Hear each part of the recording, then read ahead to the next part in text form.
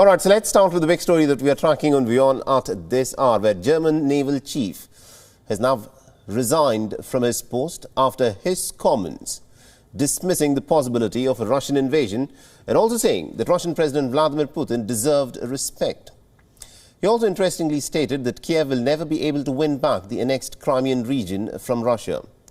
Now, the comments were made during a think tank discussion in New Delhi, after which its tremors were felt throughout Germany and indeed across Europe.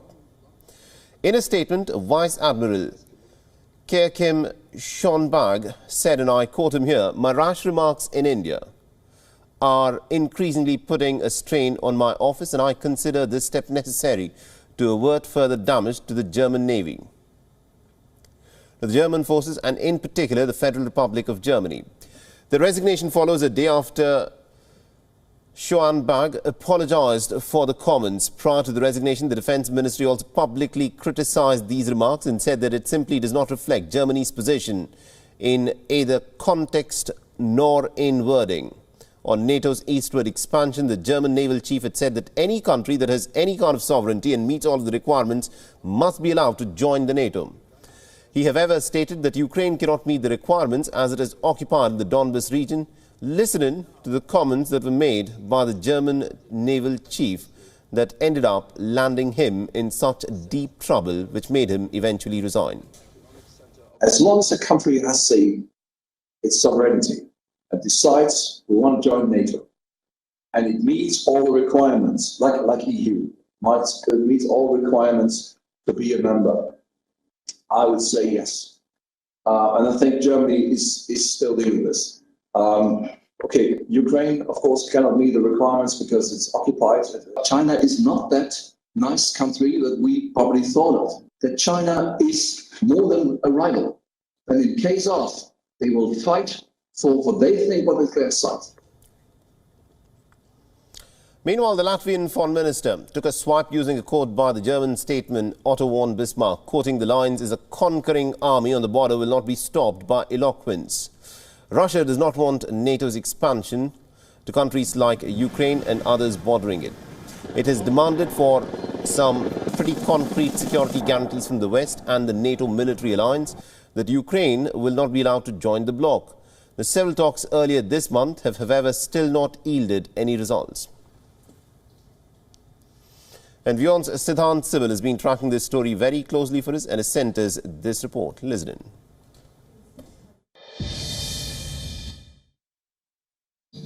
Heads have rolled off in Berlin after the comments by the German naval chief here in Delhi. He had said in Delhi that Russia needs respect and Ukraine can never become part of the NATO grouping. And these comments had drawn sharp reaction back home in Berlin in what was supposed to be a quiet visit to showcase Germany's increased engagement in the Indo-Pacific ended up becoming a diplomatic disaster for Germany. The German Navy chief, of course, has stepped down, and before stepping down, he said that his comments were a mistake. And not only in Berlin, but also in Ukraine, they were aftershocks, to use the phrase. The Ukrainian Foreign Ministry had summoned the German envoy over the remarks by the German Navy chief. There are, of course, comments by the Latvian foreign minister as well. But nonetheless, the development coming at a time when a situation in Eastern Europe remains a worrisome situation. There is a Russian buildup at the Ukraine-Russia border. And of course, what Europe has been saying, that there is a threat of Russian invasion of Ukraine. And that is why these comments were a political bombshell, because these comments went against the current narrative coming from Europe regarding Russia and how to deal with Russia. Siddhant Sibil for WION in New Delhi.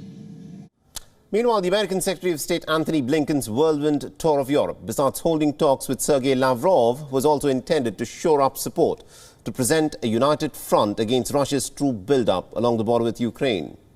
The negotiations have resulted in very tepid results. And also, the unity of the Western Front against a possible Russian aggression is now beginning to exhibit some very prominent cracks.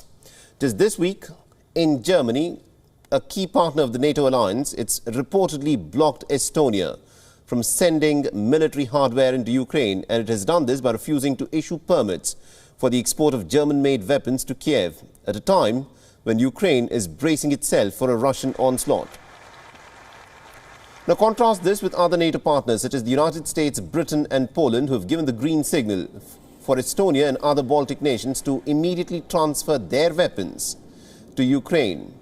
Now, Germany's arms transfer policy is likely to prove to be a tight bottleneck in case of a military conflict with Russia. Meanwhile, Joe Biden and other European leaders have also repeatedly warned that any military adventurism by Russia in Ukraine will result in crippling financial sanctions. But here's a catch. Germany has even been convinced to take a hard look at the controversial Nord Stream 2 gas pipeline. But Germany's Foreign Minister Annalena Baerbock has expressed criticism on the issue of cutting off Russian banks from the SWIFT global payments. She has described the measure as the biggest stick, but definitely not the sharpest of swords. Decoupling Russia from the SWIFT payment systems will effectively cut the country off from the global economy. For Russian financial sanctions to succeed, this measure is an absolute must. But Germany at the moment is just not on board. And there is another issue that's now become a very contentious one. Did OLAF Scholz decline a short-notice White House invite to fly to Washington to meet with Joe Biden at the White House last week? If reports in the German media are anything to go by, then this indeed has happened. But the spokesperson of both the White House and the German Chancellor have gone to great lengths to insist that Olaf Scholz has not snubbed Joe Biden. Now, according to the German magazine Der Spiegel, the German Chancellor excused himself from visiting Washington, citing a very busy schedule. Now, it's hard to say as to what will Germany's stance be in case of an actual incursion by the Russians into Ukraine, but early diplomatic efforts point to a lack of unity in the Western Front. WION is now available in your country. Download the app now and get all the news on the move.